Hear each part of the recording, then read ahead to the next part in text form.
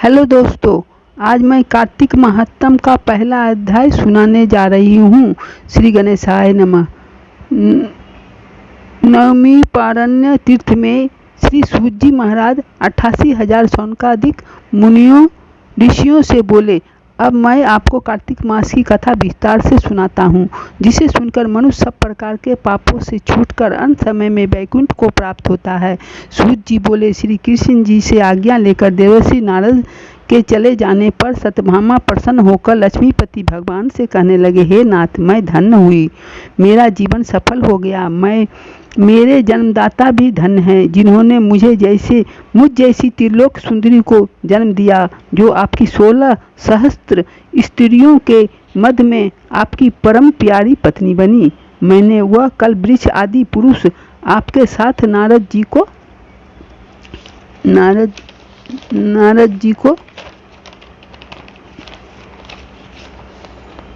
को विधि पूर्वक दान में दे दिया है, परंतु वही कल्प वृक्ष मेरे घर लहराया करता है, जिस बात को मृत्युलोक में कोई भी स्त्री नहीं जानती।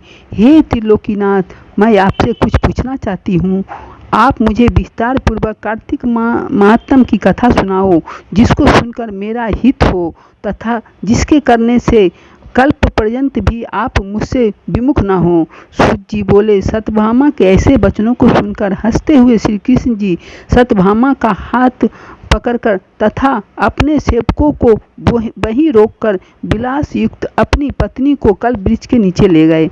वहां हंसकर कहने लगे कि हे प्राणप्रिय, 16,000 रानियों में से मुझे तुम प्राणों के समान प्यारी हो। तुम्हारे लिए मैंने इंद्र से तथा देवताओं से भी विरोध किया था। हे कांते, जो बात तुमने पूछी है उन अद्भुत बातों को सुनो। सूत जी बोले, एक दिन श्री कृष्ण भगवान ने सत्यभामा की प्रिय कामना के लिए गरुड़ पर सवार होकर इंद्रलोक जाकर कल्प वृक्ष मांगा। तब इंद्र के मना कर देने पर गरुड़ का इंद्र से घोर युद्ध हुआ और गौलोक में गरुड़ जी ने गौओं से युद्ध किया। गरुड़ की चोंच की चोट से उनके कान और पूंछ कट करके गिर पड़े। उनके रुधिर से 3 वस्तु उत्पन्न हुई, कान से तंबाकू, पूंछ से गोभी और खून से मेहंदी। इन तीनों के प्रयोग करने से मोक्ष प्राप्ति नहीं होती। तब गौओं ने भी क्रोध में भरकर गरुड़ को मारा, जिससे उनके 3 पंख टूटकर गिर पड़े। इनके पहले पंख से नीलकंठ, दूसरे से मोर, तीसरे से चकवाचक भी उत्पन्न हुए। हे प्रिय, इनके दर्शन मात्र से ही शुभ फल की प्राप्ति होती है। यह सुनकर सत्यभामा बोली, हे प्रभु, मैंने पिछले जन्म में कौन कौन से दान व्रत वो जप नहीं किए हैं, मेरा कैसा स्वभाव था तथा मैं किसकी पुत्री थी और मुझे मूर्तिलोक में जन्म लेना पड़ा। मैंने ऐसे कौन से शुभ कर्म किए जिससे आपकी अर्धांगिनी हुई। कृष्ण बोले, हे प्रिय, जो तुमने पूर्व जन्म में शुभ कर्म किए हैं विस्तार पूर्वक कहता हूँ। पूर्व समय में सतयुग के अंत में मायापुरी में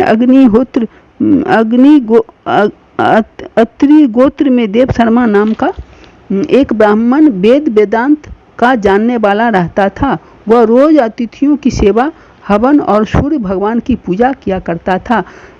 उसका तेज सूर्य के समान तेजस्वी था। उसके वृद्धावस्था में गुणवती नाम की कन्या हुई।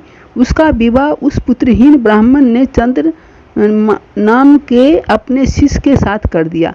चंद्र को अपने पुत्र के समान मानता तथा चंद्र भी उसे अपने पिता के समान सम्मान देता था। एक दिन वे दोनों कुश और समिधा लेने के लिए वन में गए। हिमालय की तलहटी में भ्रमण करते हुए उन्होंने एक राक्षस को आता हुआ देखा। उस राक्षस से भय के मारे उनके सब अंग शिथिल हो गए और भागने की सामर्थ्य भी नहीं रही। तब उस काल के सदृश राक्षस ने उन दोनों को मार डाला। उनके धर्मात्मा होने के कारण मेरे पार्षद उनको मेरे पास वैकुंठ में ले आए, क्योंकि उन्होंने आजीवन सूर्य भगवान की पूजा की थी। उस कर्म से मैं दोनों पर अति प्रसन्न हुआ। शिव, सूर्य, गणेश जी, देवी, इन सब देवताओं की पूजा करने वाले सब स्वर्ग को प्राप्त होते हैं। मैं एक होता हुआ भी काल और कर्मों के भेद से 5 प्रकार का होता हूँ।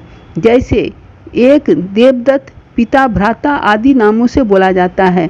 जब वह दोनों विमान पर चढ़े हुए सूर्य के समान तेजस्वी रूपवान, चंदन और माला धारण किए हुए मेरे भवन में आए तो दिव्य भोग भोगने लगे।